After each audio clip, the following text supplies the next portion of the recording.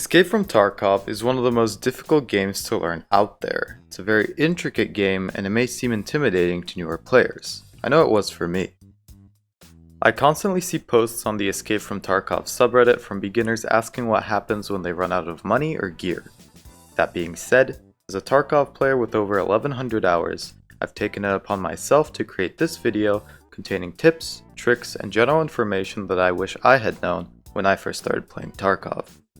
Some tips are short, some tips are long, the size of the tip doesn't matter. This video is divided into 4 different parts and you can find the timestamps for each segment in the description down below or on the screen now. Also, I stream Escape from Tarkov over on Twitch, so if you have a question or just want to hang out, the link to that is in the description. Finally, if you happen to learn something or enjoy the video, please consider leaving a like because I'm trying to get a GamerSub sponsorship and they aren't responding to my faxes. Alright, now onto the video.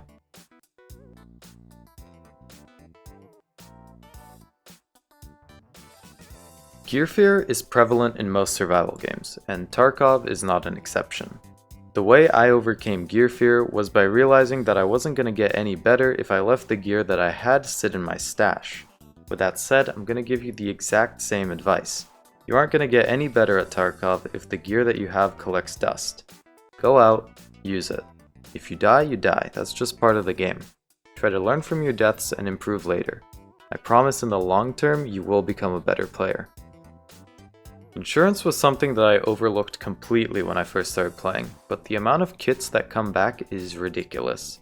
You can also insurance fraud your insured gear so that it comes back later if you want to pick up some other loot, but don't have the space to take it.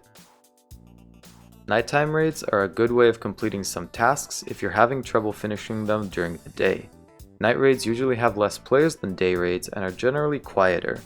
You don't even need night viz goggles to do them, just buy a flashlight and head in. Or if you're a turbo rat like me and live in your mom's basement, you won't even need a flashlight. The found in raid system really confused me when I first started, so let me explain. There are 2 ways an item can be found in raid. The first one is by crafting it in your hideout or receiving it as a task reward. The second way is by obviously finding it in raid. However, for it to truly count as found in raid, you must extract from the raid successfully with the status survived. In order to get that status, you need to be in the raid for at least 7 minutes or gain 200 XP by either eliminating scavs and PMCs or looting. If you don't meet those requirements, you'll get the run-through status, and your items will not be found in raid. It's good for your items to be found in raid because you can then sell them on the flea market, usually for more money than to the traders. Additionally, if you put an item in your secure container and die, it will not count as found in raid, even if you've reached the time and XP threshold. Strength is a skill that can be increased as you play. It lets you jump higher, run faster, fuck harder, and carry more weight. In order to level up your strength skill, your weight needs to be yellow. I suggest filling a backpack or rig full of 7mm buckshot to train your strength while you're running throughout the map. It's a cheap ammo, but it's heavy, and you can drop it when you find actual loot. A good way to make a little bit extra money is to keep your melee slot open. That way, if you find a scav knife or a hatchet or any other melee, you can take it and you'll be guaranteed a sum of cash even if you die.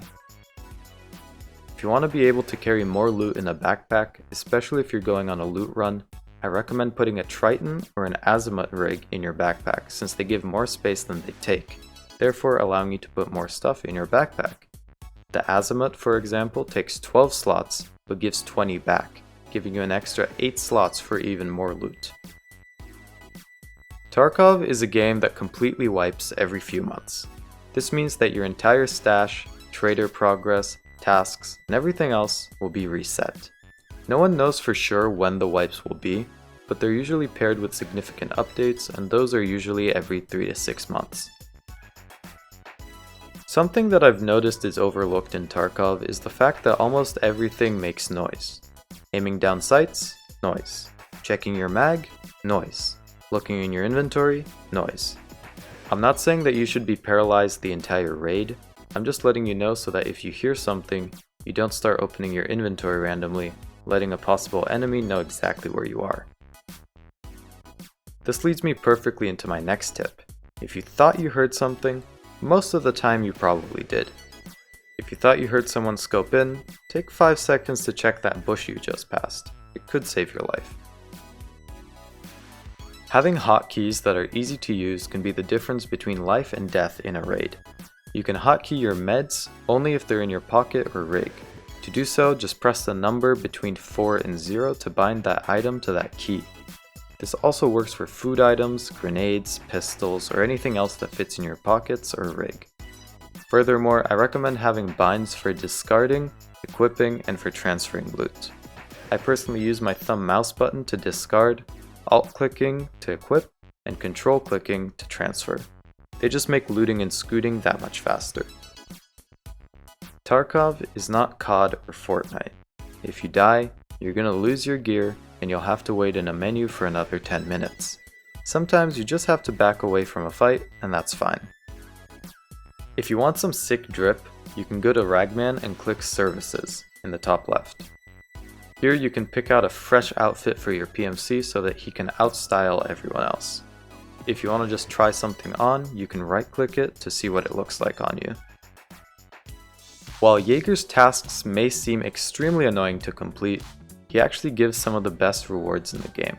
Don't overlook his tasks. There are 3 different currencies in Escape from Tarkov: rubles, dollars, and euros. Each is used to buy different gear from the traders, but the one that you'll be using most often is rubles. Dollars are used to buy things from Peacekeeper, and euros are kind of useless to be honest. If you play in a duo like I usually do, seeing your partner's screen is really helpful while you guys are still learning callouts and the map.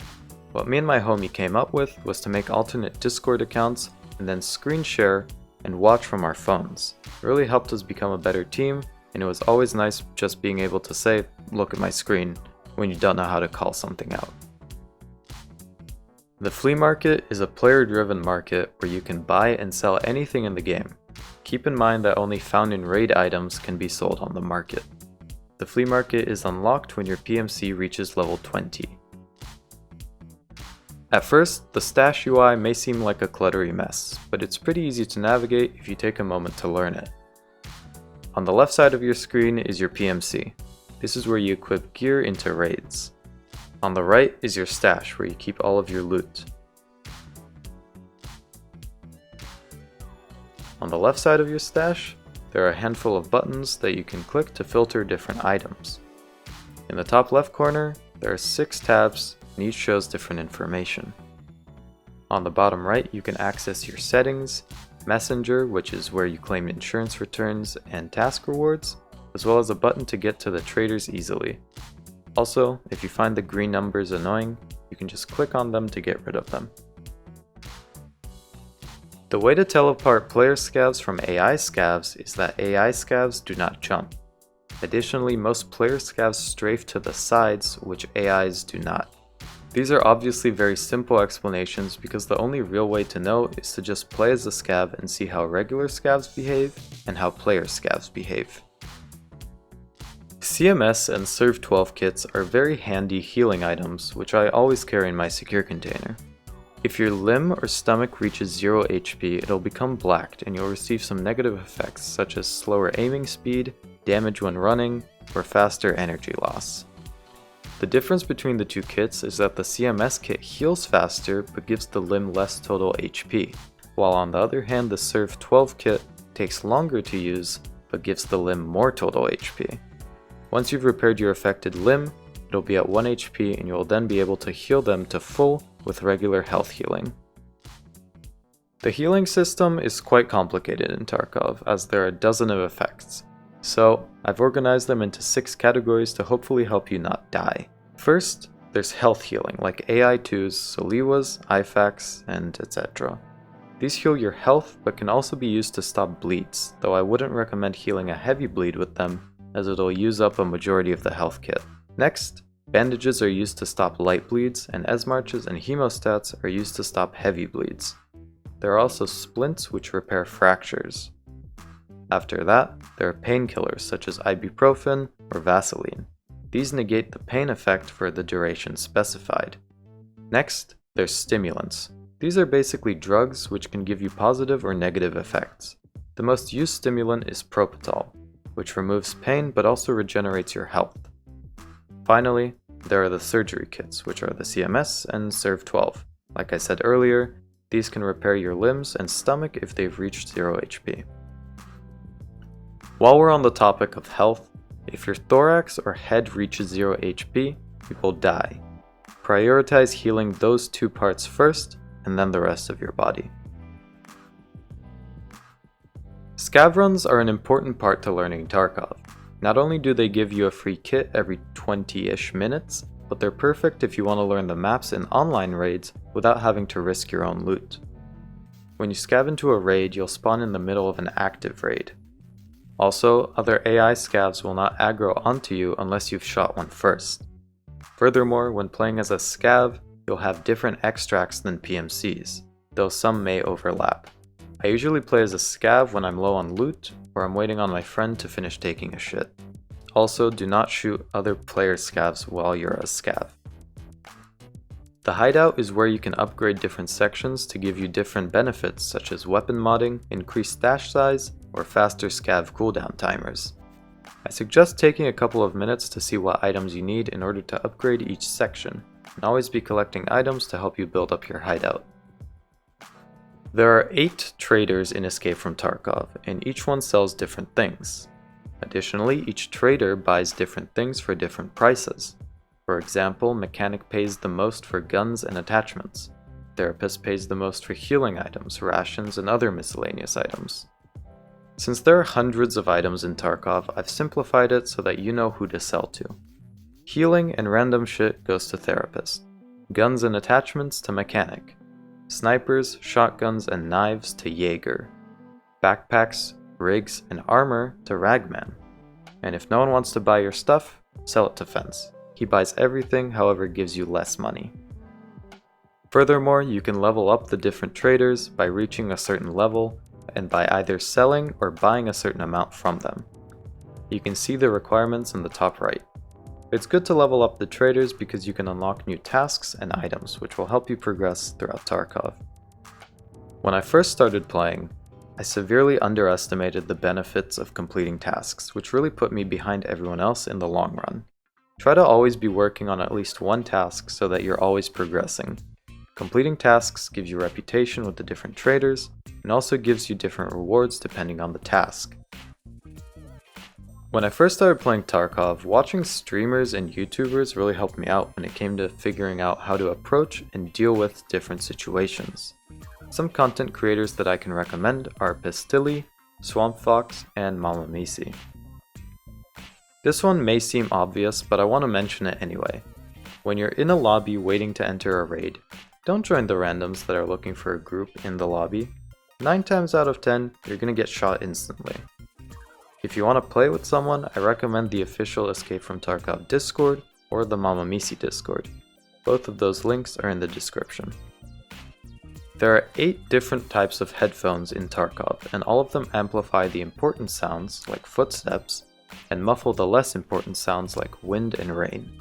But the differences between them is that each one has a different sound profile. The ones you use is honestly completely personal preference. I personally use the Contacts and the M32s, because they have very similar sound profiles, and I've gotten used to them. If you're new to Tarkov, I recommend trying out a couple and seeing which ones you like the sound of most. I always see newer players bring their lunchbox and water bottle into raids, and all I have to say to that is don't.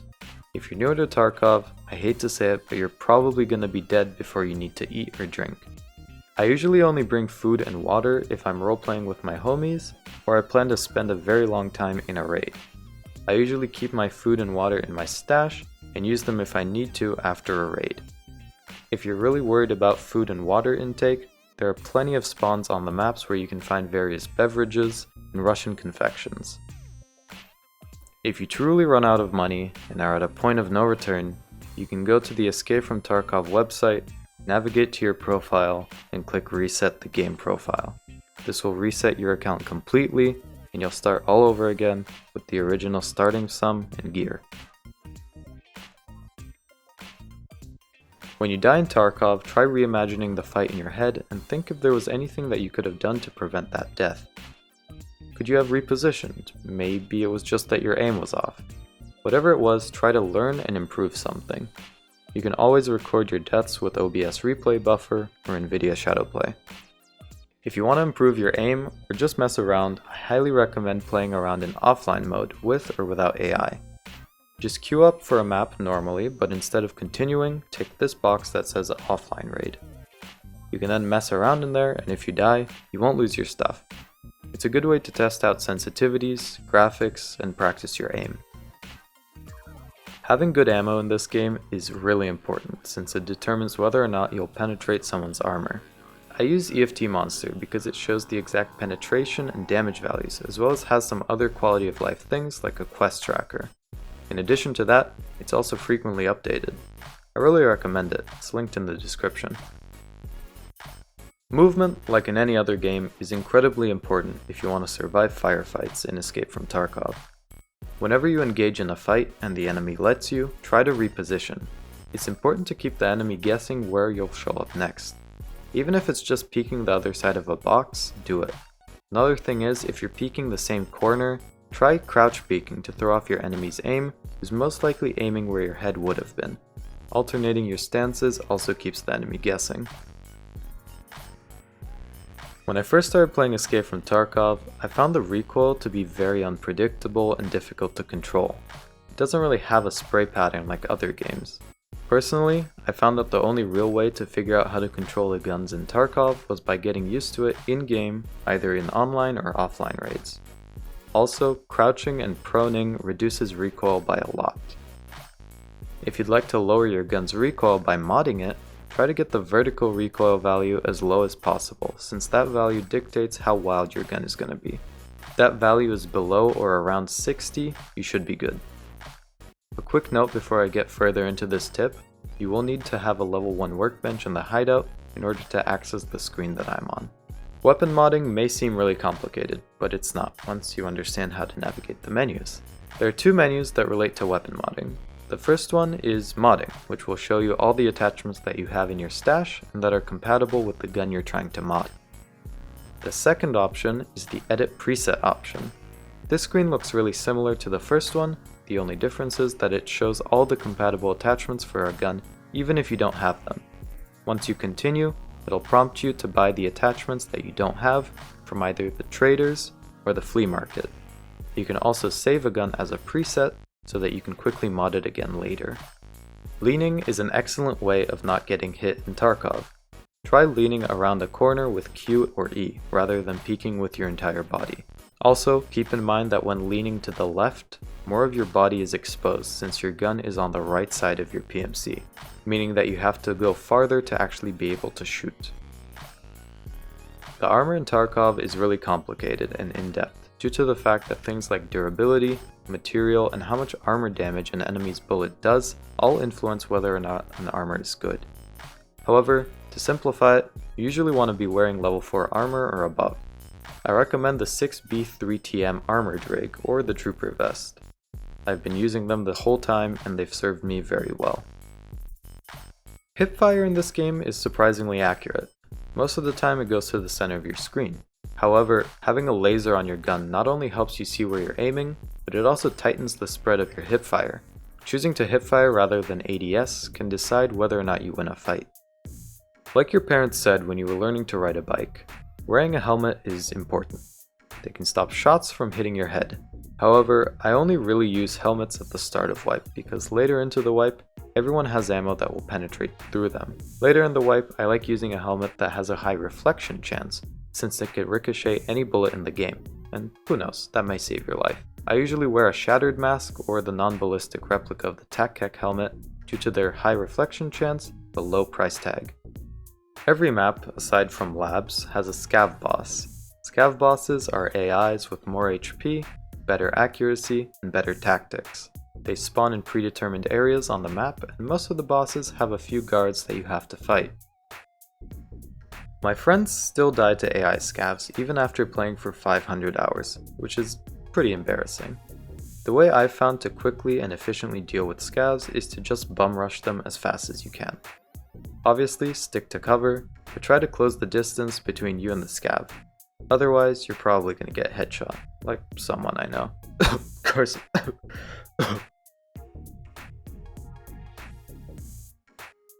This may come as a massive surprise, but knowing the map that you're playing on is actually a good thing. The way I learned the maps quickly was by having a map open on my phone and then going into a raid. Once I was in the raid, I tried to figure out where I was based on landmarks and the map. If you'd like to learn from the maps that I used, I've linked an Imager album in the description that features all of the maps.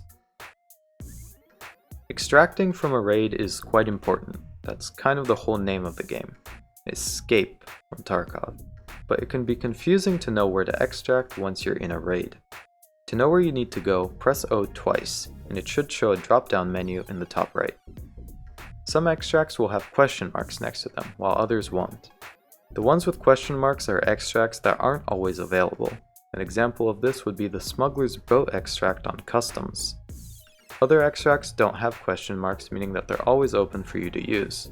There are also special extracts which require you to do something before you can actually leave. You may have to flip a switch, as is the case with D2 on Reserve, or perhaps just pay a fee if you're going to use a vehicle extract. No matter what extract you're going for, I suggest having a map open on your phone or second monitor so that you know which name corresponds to which extract on the map. One of my biggest mistakes when I first started playing was to only play one map for a really long time, even after I had learned it. Once you learn a map, I highly recommend going to a different one. If you're new to Tarkov, I suggest learning Customs first, since a good amount of tasks and loot can be found there, and it's pretty easy to learn. In every map except Factory and Labs, there are small loot stashes hidden throughout the entire map. Most of the time they're shown on the maps that I provide in the description. The stashes are an excellent source of extra loot since they can spawn some very valuable gear. I've pulled level 6 armors from them, which I then sold for 700,000 rubles. It's worth knowing a few on each map so that you can hit them up when you're nearby. Making money in Escape from Tarkov is actually quite easy. The day before recording this voiceover for the video, I made 1.9 million rubles without a flea market in just a few hours. The way I did it was by always maximizing the amount of guaranteed money in my secure container. I always swap out items if I know that something that I find is more valuable than what's already in my secure container. I also maximized the amount of loot that I could carry by using extra rigs. Additionally, I can later sell the rigs as well. Furthermore, I picked up literally everything I saw. I also used my scav run to get a free kit and then run with it on my PMC. I also got lucky when I was hitting some hidden stashes on Customs. Overall, just take everything you see, try your best to survive your raids, and use your scav. If you do all of that, you should start seeing a nice flow of rubles come your way. Well, that's all I have for you today. I'm sorry this took so long to get out. The reason behind taking so long was a combination of the new update dropping and procrastination. This was also my first Escape from Tarkov guide, so if you feel like I should add or improve something, please let me know in the comment section. If you happen to enjoy or learn something from the video, consider leaving a like, and if you'd like to see more content from me, please consider subscribing. Also, I stream Escape from Tarkov over on Twitch, so if you have any questions or you just want to watch something, you can head over. The link to that is in the description. Finally, I have a Discord server with a really nice community. If you'd like to join, the link to that is also in the description. Anyway, I hope you have a wonderful day, and do not get too fucking frisky with Uncle Prapor. He's a seductor.